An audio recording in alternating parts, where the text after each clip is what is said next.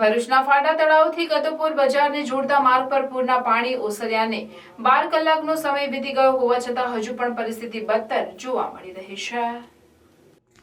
ભરૂચ શહેરમાં ગતરોજ વરસેલા 7.5 ઇંચ વરસાદના પગલે વિવિધ વિસ્તારોમાં વરસાદી પાણી ભરાયા, જેમાં ભરૂચના ફાટા તળાવથી કતુપુર બજાર સુધીના માર્ગ પર પણ વરસાદી પાણી ભરાયા હતા। છેલ્લા 12 કલાકથી વરસાદે વિરામ લીધો છે અને પાણી ઓસરી ગયા છે, પરંતુ આ વિસ્તારમાં હજુ પણ પરિસ્થિતિ બદતર જોવા મળી રહી છે। આ વિસ્તારમાં ઠેર ઠેર કચરાના ઢગ જોવા મળી રહ્યા છે, તો માર્ગો બિસ્માર બન્યા છે। પૂરના પાણી ઓસર્યાને 12 કલાકથી વધુનો સમય થયો હોવા છતાં તંત્ર દ્વારા કોઈ જ કામગીરી કરવામાં આવી નથી। સાફ સફાઈ ન કરાતા વિસ્તારમાં રોગચાળો ફાટી નીકળવાની પણ દહેશત વર્તાઈ રહી છે। આ વિસ્તારનો માર્ગ છેલ્લા ઘણા સમયથી બિસ્માર હતો, પરંતુ વારંવાર વરસાદી પાણી ભરાઈ જતા માર્ગ વધુ બિસ્માર બન્યો છે। નગર સેવા સદને વારંવાર રજૂઆત કરવામાં આવી હોવા છતાં તેઓના પ્રશ્નોનું કોઈ નિરાકરણ ન આવતું હોવાના આક્ષેપ સ્થાનિકો દ્વારા આક્રોશ સાથે કરવામાં આવ્યા છે। મારું નામ છે ઇલિયાસભાઈ કાપડિયા।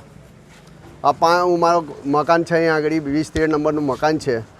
કાલે બી મારા ઘરમાં પાણી ઘૂસી ગયું હતું અને મારા ઘરમાં ઘણું જ નુકસાન થયું છે। આગળ બી રેલનો પાણીના પૈસા મને આપેલા નથી। મારી પાસે એમની પાકી રસીદ પર છે। હમણાં સુધી મને ઘણું જ નુકસાન થયું છે। મારા ઘરમાં બધું લખેલું છે અને લખી ગયા હતા અને ફોટા પણ પાડી ગયા હતા, પણ મને કોઈ એનું વળતર મળ્યું નથી। ને આ રસ્તાનું કામ એવું છે કે બધા મ્યુનિસિપાલિટીવાળા આવે છે અહીંયા આગળ જોવે છે, 2 ફાવડા મારે કે જેસીબી આવીને ચાલ્યું જાય છે ને કંઈ ગયું કામ થઈ ગયું। હમણાં બી તમે જોઈ શકો છો કે કેટલી બીમારી માણસોને ફેલાય છે અહીંયા આગળ તમે જુઓ। મેં તો કહું કે કલેક્ટર સાહેબને અહીંથી ખાલી પસાર થવું જોઈએ। એક વખત તમે પસાર થઈને બતાવો કલેક્ટર સાહેબને। હું એવી નિવેદન આપું છું કે એમને અહીં આવો, એક વખત એમને આમંત્રણ આપું છું કે તમે આવીને અહીંથી ચાલીને બતાવો મને।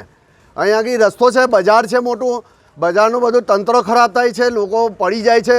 કંઈ બિચારા જઈફ લોકો અહીંયા પડી ગયેલા છે, એમના હાથ પગ ભાંગી ગયા છે, કોઈ જોવાવાળું નથી અહીંયા આગળ। અને આવી રીતે આ બધા નિવેદનો આપીને પછી ચાલ્યા જાય છે અને પત્રકારો બી લઈને ચાલ્યા જાય છે આવી રીતે। પણ એની રજૂઆત ઊંચા સુધી થવી જોઈએ ને આ મ્યુનિસિપાલિટી એનું કંઈ જ કામ કરતી નથી। એક પેલા ફહીમભાઈ છે તે અહીંયા આગળ કાર્યરત છે, બાકી બીજા કોઈ કાર્યરત નથી। એ બિચારા એક માણસ કેટલું દોડે અહીંયા આગળ ને કેવી રીતે આ બધું સંચાલન કરે। આવી બધી વ્યવસ્થા કરી આપે એની મહેરબાની કરીએ છીએ મ્યુનિસિપાલિટીને અમે। ડૉક્ટર સ્નેહલ પરીખ, મારું અહીંયા દવાખાનું છે ધોબીવાડ નાકા પાસે। આ પ્રોબ્લેમ અત્યારનો નથી, જ્યારથી દવાખાનું ચાલુ થયું ત્યારથી આ રસ્તાનો કાયમ માટે પ્રોબ્લેમ છે। રજૂઆત કરી પણ એનો કોઈ મિનિંગ નથી, ખાલી આવીને જતા રહે એનો કોઈ મતલબ નથી। અત્યારે ખરેખર હાલની પોઝિશનમાં આવે, જ્યારે પાણી ભરાયું હતું ત્યારે આવે તો એ લોકોને ખ્યાલ આવે કે પ્રોબ્લેમ શું છે ને એનું શું સોલ્યુશન છે। આ લોકો ખાલી જોઈ જાય છે, વાતો કરે છે, એકબીજાના નામે ખાલી ફોટા પાડીને કે હવે થશે 5 વર્ષથી આ વાત લંબાયા કરે છે। હવે તમે આવો ત્યારે ખ્યાલ આવે કે આ રસ્તામાં ગંદકી કેટલી છે, લોકોની હાલત કેવી છે। પણ આ હું અહીંયા કશું કરવા પબ્લિક ખાલી બધાને ખાલી જવાબ રાહ જોઈને બેઠા છે બધા કે ભાઈ થશે, પણ અત્યાર સુધીને એનું કશું નિરાકરણ થયું નથી। આ આગળ જતાં એ લોકો કંઈક સોલ્યુશન લાવે તો પબ્લિકને અહીંની પબ્લિકને થોડી રાહત મળે। બરાબર? ઓકે, મારું નામ ઇકબાલ બોક્સવાલા, નગીના મસ્જિદ ફાટા તળાવ। અમે જ્યારે રૂબરૂમાં સીઓ સાહેબને મળ્યા હતા, તારીખ હતી 8/6/24, ત્યારે સૌરભભાઈ બધા મતલબ નગરપાલિકાના દરેક કેન્ડિડેટ ત્યાં હાજર હતા અને આ વિસ્તાર લગભગ 5 વર્ષથી કોઈ કાર્યવાહી થઈ નથી। બીજું કે આ રસ્તાની અંદર 24 કલાક પાણી ભરાયેલું રહે છે।